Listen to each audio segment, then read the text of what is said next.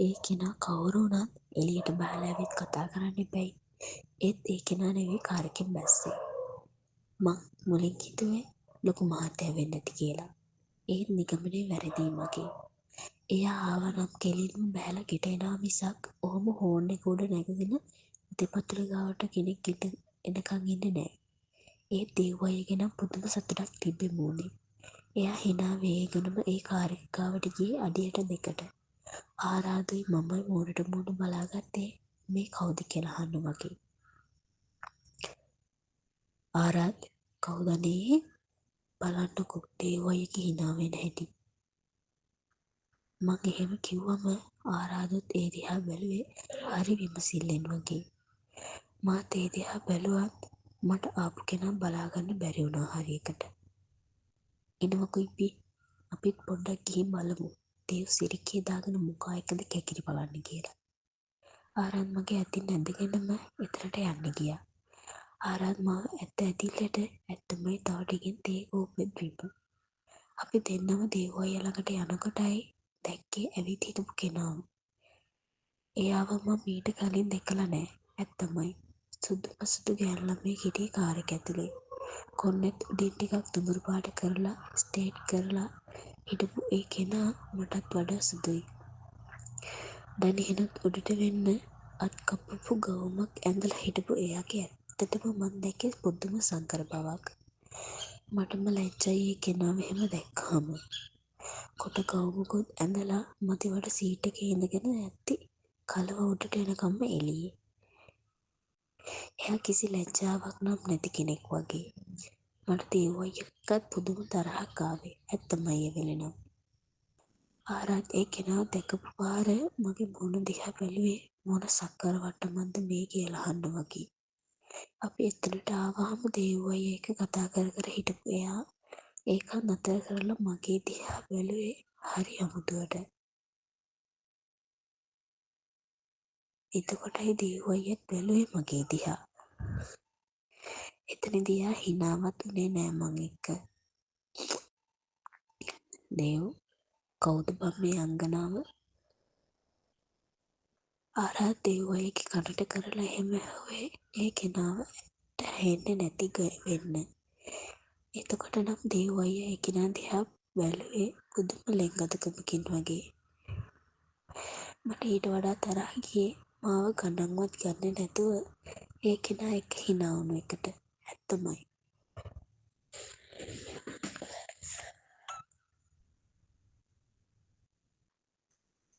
කවි බැලලා එන්න. මෙයාලට ඔයාව ඉන්ට්‍රොඩියුස් කරලා දෙන්න. දේව් අයියා එහෙම කිව්වම නම් ඒ කෙනා කාර් එකෙන් බැලලා ඇවිත් හිටගත්තේ දේව් අයියාගේ ඇඟේ ගෑවි නොගෑවි. මට විතරක් නෙවෙයි ආරාත්තත් කේන්ති ගිහින් ඒ විදිහට ඒ කෙල්ල ළඟට ගිහින් හිටගත්තම නම්. පහන්ති මතකද එදා මං කිව්වා අපි හොස්පිටල් එකට අලුත් ඩොක්ටර් කෙනෙක් ආවා කියලා. ඒ තමයි මේ. මං කිව්වේ මාත් එක්ක එකට වැඩ කරනවා කියලා. ඒ මෙය. වෙනතට නම් මට මගේ සුත්ති කියලා කතා කරන කෙනා අද කවදාවත් නැතුව පහන්තිලු.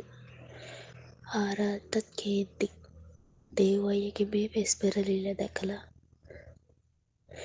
මට දේව් අයියා කියනකොටයි මතක් වුණේ එදා මෙයා ගැන කරපු වර්ණනාව ගැන.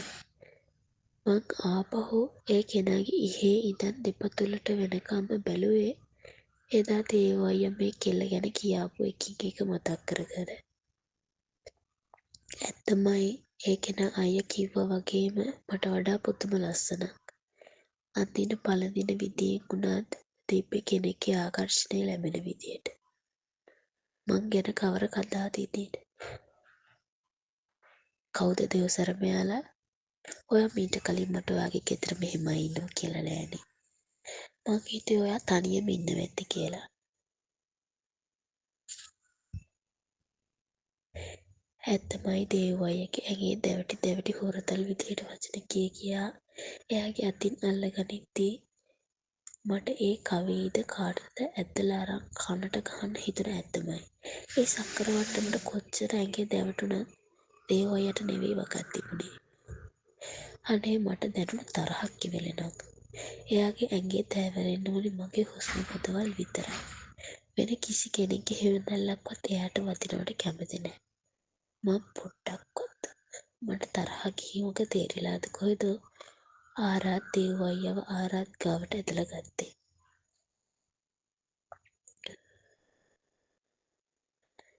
කවි මේ ඉන්නේ මගේ මල්ලි ආරාත්. එතකොට මේ ඉන්නේ මගේ එයා ආරාධ නම් හරි හොඳට අඳුන්වලා දීලා මාව අඳුන්වලා දෙන්න අදිමදි කළාම නම් පුදුම දුකක් දැනුනේ මට. ඇයි ආරාධයාගේ මල්ලි කිව්වා වගේ අනේ මං එයාගේ අනාගත වයිෆ් එහෙමත් බැරි නම් අනුමතරමේ ගර්ල් ෆ්‍රෙන්ඩ්වත් කියලා කියන්න බැරි උනේ. බොහොම අමාරුවෙන් මම මගේ කඳුළු වාවගෙන හිටියේ. එච්චරටම මාව ඒ කෙනාට අඳුන්වලා දෙන්න බැරි තරමටම මගේ මොකක්ද එයාට පේන වැරැද්ද? බැරිම තැන ආරාත් දේව අයියා දිහා බලලා ඔරවගෙන වගේ එහෙම කිව්වම දේව අයියාගේ මූණ වෙනස් වුණේ ඉබේටම වගේ. ඒ කවීද කාගේදත් මූණ කළු වෙලා ගියා වගේ. ආරාත් තරහින් එහෙම කිව්වාම ඕ ගෝඩ් දෙව්සර ඔයාට පිස්සුද? ඔයාගේ මල්ලිට මොනවද මේ කියන්නේ? ඔයා මට මොකුත් කියලා තිබ්බේ නෑනේ. අනික මේ වගේ ගොඩේ කෙල්ලෙක් කොහොමද ඔයාගේ වයිෆ් වෙන්නේ? මං දැක්ක ගමන් හිතුවේ මේ ඉන්නේ මේ ගෙදර සර්වන්ට් කියලා. දෙවියනේ ඒ කෙල්ල කියපු කතාවට නම් සත්තයි හංගා හිටපු කඳුළු කැට එහෙම් පිටින්ම බේරෙන්න ගත්තේ මටත් නොදැනීම. ඇත්ත. එයාලා එක්ක බලනකොට මං ගොඩේ වගේ තමයි. එයාලා එක්ක බලනකොට මං නූගත් තමයි. එයාලා එක්ක බලනකොට මං ගොඩාක් දුප්පත්. එයාලා වගේ ලොකු ලොකු පවුල්වලට මාව පෑහෙන්නේ කොහොමද ඉතින්? අඩුම තරමේ මට පණ දෙන්න ආදරේ දෙනවා කියන දේව් අයියට පවා එයාගේ යාළුවා ඉදිරියේ මාව අඳුන්වා දෙන්න ලැජ්ජ ඇති. ඒකනේ එයාටත් බැරි වුණේ මං එයාගේ කවුද කියලා කියන්න. තවත් එතන ඉන්න උවමනාවක් ඇත්තේ නෑ මට. මොකද ලැජ්ජ වෙවි ඉන්නේ මං. ඒක නම් මාව වැඩකාරි ගානට දාලා කතා කරද්දී මොකටද ඉන්නේ මං ඒ වාගෙන.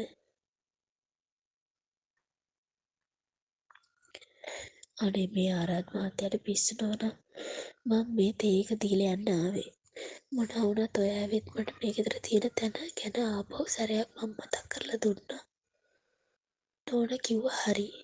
මං වගේ කෙනෙක් කොහොමද මේ ගෙදර හාම්පුතාට පෑහෙන්නේ? මං අන්තිම ටික කියද්දි නම් දේව් අයියාගේ ඇස් නළලේ. එයා මට එච්චරට ආදරේ නම් ඇයි එයාගේ දිව නැමුනේ නැත්තේ මමයි එයාගේ ආදරේ කියලා කියන්න. මමයි එයාගේ හුස්ම ටික කියලා කියන්න. මොකටද මමත් තව එයාට බාල්දු වෙන්න යන්නේ?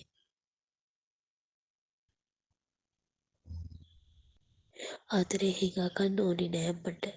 මං එහෙමම කිව්වත් එයා නෙවෙයි සුද්දේ අහන්න කියලා දෙකමටවත් කිව්වේ. මොනා වෙලාද එයාට? මේ කෙල්ලව දැකපු ගමන් එයාට මාවත් තොට්ටුවකටවත් වටින්නේ නෑ වගේ හැසිරුනේ ඇයි එහෙම? සුද්දි තමසට පිස්සුද? එතකොට දේ උඹට මොකක්ද උනේ කියපන්. මේ කෙල්ලව උඹට දැන් පේන්නේ වැඩකාරියෙක් ගන්නද? ඒකද උඹ කටවහගෙන ඉන්නේ? මගේ කඳුළු දකින්න ආස නැති ආරාත් කොහෙන්ද පුදුම කේන්තියකින් ආරාත් කෑ ගැහුවේ දේව අයියට. ආරාත්ගේ කෑ ගැහිල්ලට ඒ කෙල්ලත් ගැසිලා ගියා කියලා මම දැක්කා. එතකොට තමුසේ කොහෙන් ආපු අයද මගේ කෙල්ලට වැඩකාරි කියලා කතා කරන්න? තමුසේ මගේ අයියගේ යාළුවෙක් නෙමෙයි මොකා වුණත් මට කමන්නේ. මේ කවුද කියලා කියන්නේ මගේ අයියට කොහොත බර නැති වුණාට මේ ඉන්නේ එයාගේ වයිෆ් වෙසක් වැඩකාරි නෙමෙයි. කන පැලෙන්න දෙන්නේ අපෝ සුදින මොනවා හරි කිව්වොත්.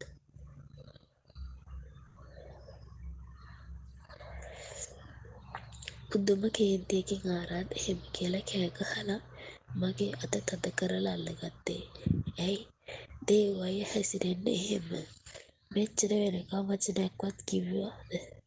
එයා නෑ මොන ඉනාවක් කවලද මේ ගෑණි මගේ දේව අයියට. දැක්ක ගමන් මුළු ලෝකෙම අමතක වෙලා වගේ ඉන්න තරම්. එනවා යන්න සුද්දි. උඹ මේ එක එක ඉස්සරහම පාචල් වෙන්න ඕනේ නෑ කාට. කාට නැතත් මට උඹ වටිනවා.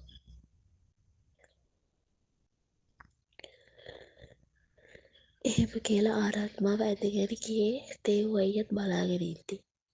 ඒත් එයා නෙවෙයි වචනයක්වත් කිව්වේ. දේව් සර මොකක්ද අනේ උනේ ඩාලි. මං එහෙම කිව්වම මගේ මලට එච්චර තරහක් ගියේ ඒ ගොඩේ කෙල්ලට වැඩකාරී කිව්වා කියලාද? ඔයා මල්ලි කීප ගණන් ගන්න එපා කවි.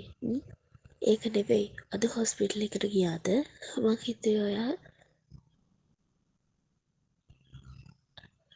අද එන්නේ නැති වෙයි කියලා මෙහෙ. සොරි වෙච්ච දෙයට යමු ඇතුළට මොනවා හරි බීලා යමු. එපා ඩාලින් මං යන්නම්. ආපහු හෙට දිහාට එන්නම් මං. ගිහින් මට කෝල් එකක් දෙන්න කවි. බලාගෙන ඉන්නවා මං. පරිස්සමින් යන්න. හෙට හොස්පිටල් එකේදී එනකම් හම්බෙමු.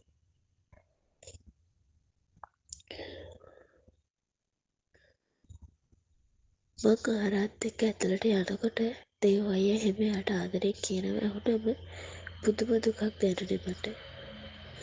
එයාට මං ගැන නෙවෙයි නිකමටවත් ගානක් තිබ්බේ. ඒත් මෙච්චර වෙලා හොඳට ඉඳලා ඒ කෙල්ල දැක්ක ගමන් මොනව වුණාද මෙයාට. මට හිතුනේ මෙහෙම. ආරාත්තත් කන පුරා ඇහුන දේව අයියා කවිට කියපු දේවල්. ආරාත්ගේ අත් පවා වෙවුලනවා වගේ දැනුන මට ඒ වෙලේ. ඒ තරමට කේන්ති ගිහින් එයාට. ගේ ඇතුළට ගියපු වාර මත් ඒ කොප්පෙත් ස්ටූල් එක උඩින් තියලා දුවගෙන වගේ කාමරයට ගිහින් දොර ඇතුලෙන් ලොක් කරගත්තේ. අනේ මං අඬපු තරම. එයාට එක තප්පරයක අමතකුණ හැටි මාව. මං සද්දෙට කෑ ගගා ඇඬුවා. ඇත්තමයි. ආරාත් ගිහින් විස්තරේ කියලාද කොහෙද? අක්කා, ලොකු අයියා, සවි, ආරාත් ඔක්කොම ඇවිත් මට කතා කළත් මං නෙවෙයි නිකමටවත් දොර ඇරියේ. මට හුස්ම ගන්න බැරි වෙනකන්ම ඇඬුවා මං. එයාලටත් මට කතා කරලා ඇති වෙලාද කොහෙද? සද්ද නැතුවම යන්න ගියා. සුද්දී මේ ඩොලාරින් මැනික ඊට ටික වෙලාවකට පස්සේ ඇහුනේ දේව අයියේ කටහඬ. ඇත්තමයි මට පුදුම තරහක් ආවේ ආ එක්ක කතා කරද්දිත්. එයා එක්කත් මට කතා කරලා විස්තර ගන්න දෙයක් තිබ්බ හින්දාමයි දොර අරගෙන එළියට ආවේ මං. බැලුවවත් නෑ මං දේව අයියා දිහා පොඩ්ඩක්වත්. ඇයි මොකද කතා කරේ? මං තරහින්ම සද්දෙට එහෙම ආතේ කුස්සියේ ඉඳපු සවි අක්කා කාමරේ හිටපු ආරාත් ලොකු අයියා දෙන්නමත් එළියට ආවා. සුද්දි මං කියන දේ අහන්න. එයා බගෑපත් විදියට එහෙම කියනකොට නම් මට හිනාවක් ආවේ මගේ කට කොනට. ඔය වචන ටික හරියට ඒ කෙල්ල ඉස්සරහා කියන්න තිබ්බා. ඇති වෙනකම් මං ඒ කෙල්ල ඉස්සරහා බාල්දු වුණාට පස්සේ ඒ හැම දෙයක්ම එයා බලාගෙන ඉඳලා දැන් මං එයාගෙන් මොනව අහන්නද? මොනවද දෙව්සර නිත්‍යක් තමුන්ට කියන්න ඕනේ? මේ වැඩකාරගෙන් මොනව හරි ඔයාට වෙන්න ඕනේද? ගිහින් තව කවුරු හරි වගේ වැදගත් යාළුවෙක් ඉස්සරහා මං මේ ගෙදර වැඩකාරී කියලා ඔප්පු කරන්න ඕනේද? මට උපරිමයටම තරහ යද්දී එයාට හරි සද්දෙන් කෑ ගැහුවේ මං. දේව අයියත් ඇත්තටම මේ වෙලේ හිතන්න නැතුව ඇති මං එයාට එහෙම කෑ ගහයි කියලා. සුද්දි ඒ වෙලේ මං එයා මොකක් හරි කියන්න යද්දී මං අතෙන් සන් කරලා එපා කියද්දී එයා ආපහු වචනයක්වත් නොකිය කට පියාගත්තා. ඔයාට අර කවි ඉස්සරහදී මං ඔයාගේ කවුද කියලාවත් කියාගන්න බැරි වුණා නේද? ඔයත් මාව එයා ඉස්සරහදී මාව වැඩකාරියක් ගන්නටම දැම්මනේ නේද? ඉතින් මොන එකටද සුද්දි ගාගෙන කියවන්න එන්නේ? තමුසට මාව තමුසගේ ගර්ල්ෆ්‍රෙන්ඩ් කියලාවත් අඳුනලා දෙන්න බැරි නම් මොකටද තවත් මං ඔයාට වැදගෙන පස්සෙන් එන්නේ? ඇයි තමුසට ඒකේ එක්ක මොකක් හරි සම්බන්ධයක්වත් තියෙනවද? දවසකුත් කිව්වා මට. කිව්වනේ ඒ කෙල්ලත් එක්ක බලද්දි මං කවුද කියලා නේද? තමුසට මාව ඕනේ රැට තමුසගේ අවශ්‍යතා ඉෂ්ට කරගන්න විතර. මං වියරුවෙන් වගේ කෑ ගහලා එයාට ඇඟිලි උරුක් කරගෙන කියද්දී මට කියාගන්න පුළුවන් වුණේ එච්චරයි. දේව් අයියා මට අත දිගේ ඇරලා කම්මුරු පාරක් ගැහුවේ මාව විසි වෙලා ගිහින් බිමටම ඇදගෙන වැටෙද්දී. සවි ආරාත් අක්කා අයියා ඔක්කොටම හීල්ලුනේ ඒ ගහපු පාරට මාව බිමට වැටෙද්දී. මොකද්ද උඹේ කිව්වේ? ආපහු කියනවා බලන්න. බිම වැටිලා හිටපු මං ගාවට ඇවිල්ලා මාව ඇදලා වගේ අරගෙන කට දෙපැත්තේ හයියෙන් මිරිකගෙන එහෙම අහනකොට නම් මට කඳුළු පැන්නේ වේදනාව දරා ගන්න බැරුව. ඇහුණු දේ තමයි කිව්වේ.